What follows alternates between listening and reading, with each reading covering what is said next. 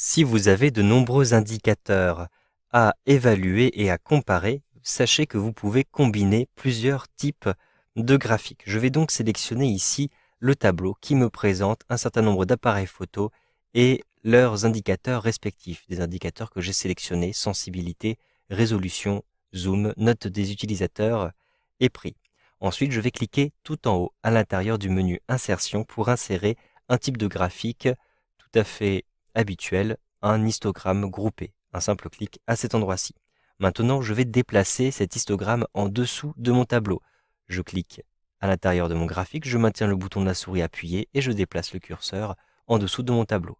Je vais maintenant me déplacer à l'intérieur de la feuille pour mieux voir ce graphique. Je peux d'ailleurs le redimensionner en positionnant le curseur de la souris sur le bord du graphique et avec un glisser-déplacer comme ceci. Maintenant que nous voyons mieux ce graphique, je vais me rendre dans l'onglet Création à cet endroit-ci et je vais modifier le type de graphique. Je souhaite avoir différents types de graphiques en un seul. Je clique sur Modifier le type de graphique et ici sur la gauche, vous avez divers types de graphiques qui vous sont proposés. Celui qui nous intéresse est le graphique combiné. Un simple clic ici et vous avez ici dans le volet de droite, vous le voyez, un aperçu de votre graphique combiné. En dessous, vous avez la liste des indicateurs avec à chaque fois le type de graphique employé et la possibilité d'utiliser ou non un axe secondaire. Je vais ici, un petit peu plus bas, me rendre dans les indicateurs notes des utilisateurs et prix. Pour le prix, par exemple, je souhaite avoir une courbe, donc j'ai effectivement à l'intérieur de cette liste la courbe qui est sélectionnée. Et je souhaite avoir un axe secondaire, donc je coche ici axe secondaire.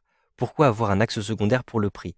Si je décoche cette case-ci, vous voyez que les prix sont beaucoup plus hauts que les autres indicateurs. Il faut donc un axe avec des unités un petit peu différentes. Je vais cocher cette case-ci et donc vous le voyez, je vais avoir un axe spécifique pour les prix qui apparaît sur la droite et je vois du coup beaucoup mieux tous les autres indicateurs.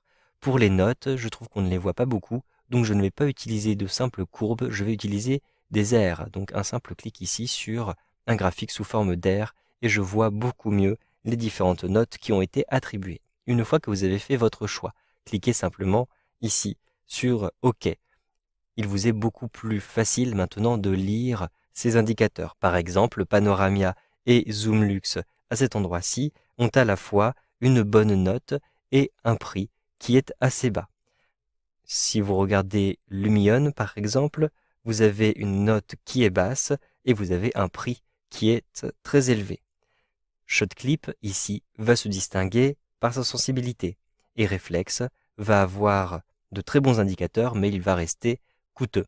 Vous savez donc maintenant comment combiner plusieurs types de graphiques avec Excel 2013.